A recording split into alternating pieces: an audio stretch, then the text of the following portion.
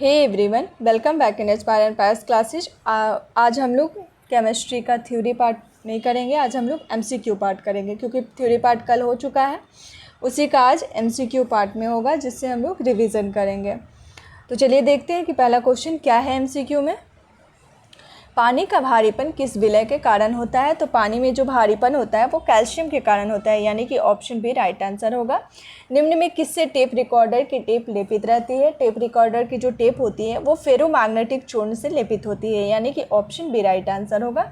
Sodium धातु को डुबाकर रखा जाता है, तो सोडियम धातु को किरोसिन तेल में डुबाकर रखा जाता है क्योंकि ऐसे रखने पे वो हवा के साथ रिएक्ट कर जाता है, इसलिए इसे किरोसिन में डुबाकर रखा जाता है। ऑप्शन डी राइट आंसर होगा।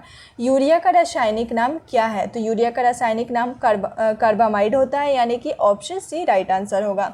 वह तत्व जो ऑक्सीजन से प्रतिक्रिया नहीं करता है वह क्या कहलाता है? तो आयोडीन कहलाता है। ऑप्शन बी राइट आंसर होगा। आयोडीन ऑक्सीजन से प्रतिक्रिया नहीं करता है। रेयॉन, नायलॉन तथा पॉलिस्टर एक रेशा है, तो ये कैसा रेशा है? रेयॉन, नायलॉन जो है ये संश्लेषित रेशा है, यानी कि ऑप्शन बी राइट आंसर होगा। रेयॉन, नायलॉन और पॉलिस्टर जो है एक संश्लेषित रेशा है। मरकरी को किस धातु के पात्र में रखा जाता है? तो मरकरी को लोहा के पात्र में रखा जाता है, यानी कि ऑप्शन सी राइट आंसर होगा। निम्न में कौन जल से हल्का होता है? तो जल से हल्का इसमें सोडियम होता है, यानी कि ऑप्शन बी राइट आंसर होगा। सामान्यतः ट्यूबलाइट में कौन सी गैस भरी जाती है? तो ट्यूबलाइट में ऑर्गन के साथ मरकरी वेपर गैस भरी जाती है, यानी कि ऑप्शन सी राइट आंसर होगा। ट्यूबलाइट में ऑर्गन के साथ mercury vapour. Milk of magnesia, milk of magnesia क्या होता है? तो मैग्नीशियम हाइड्रोक्साइड होता है, यानी कि ऑप्शन डी राइट आंसर होगा। मिल्क ऑफ मैग्नीशिया को मैग्नीशियम हाइड्रोक्साइड कहा जाता है। क्वार्टज किससे बनता है? तो ये जो क्वार्टज है वो कैल्शियम सिलिकेट से बनता है, यानी कि ऑप्शन बी राइट आंसर होगा। सोने के आभूषण बनाने में किस धातु को मिश्रित किया जाता है? तो सोने के आभूषण बनाने में कॉपर को मिश्रित किया जाता है ताकि उसमें ठोस बन पाए, यानी कि ऑप्शन डी राइट आंसर होगा। पोर्टलैंड सीमेंट का आविष्कार किसने किया था? तो पोर्टलैंड सीमेंट का आविष्कार ऑप्शन देखते हैं, जोसेफ स्पेडिन ने किया था, यानी कि ऑप्शन सी राइट आंसर होगा। पोर्टलैंड सीमेंट का आविष्कार जोसेफ स्पेडिन ने किया था। सबसे भारी धातु इसमें कौन सी है?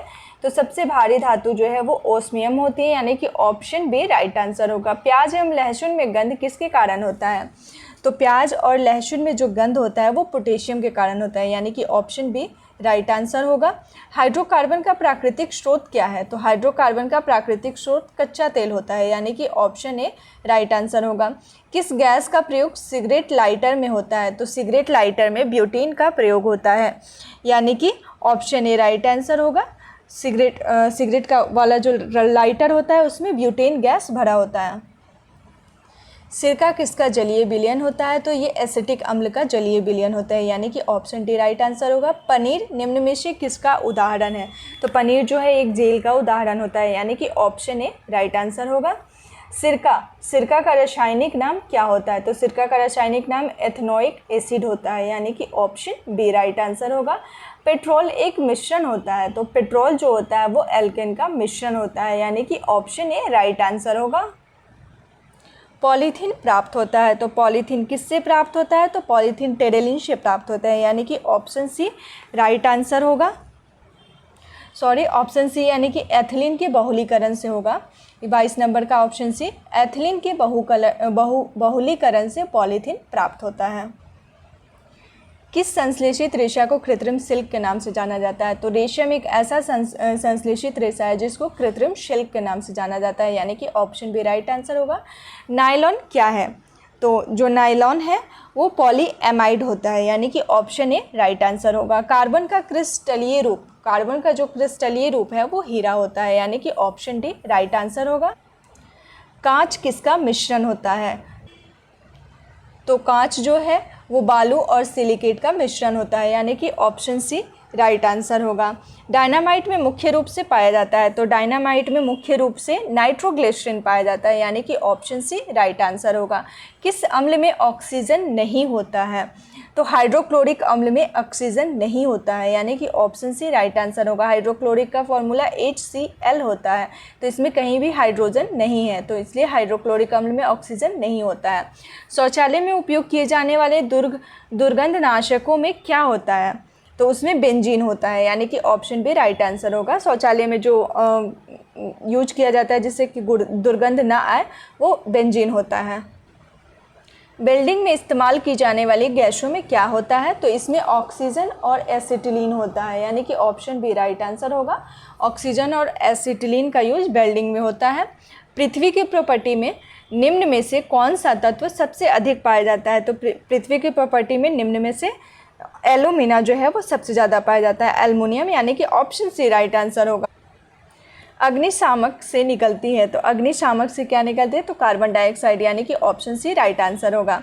रबर को मजबूत और उछाल लायक बनाने के लिए इसमें क्या मिलाया जाता है, तो रबर को मजबूत और उछाल लाने के लिए इसमें सल्फर मिलाया जाता है, यानी कि ऑप्शन सी राइट आंसर होगा। कच्चा एल्युमिनियम किस नाम से जाना जाता है, तो कच्चा एल्युमिनियम जो है वो पायराइट के नाम से जाना जाता है, ऑप्शन सी राइट आंसर होगा। आवर्त सारणी में W अक्षर किस तत्व को दर्शाता है, आवर्त सारणी में W लेटर जो होता है वो टंगस्टन को दर्शाता है, यानी कि ऑप्शन ए राइट आंसर होगा।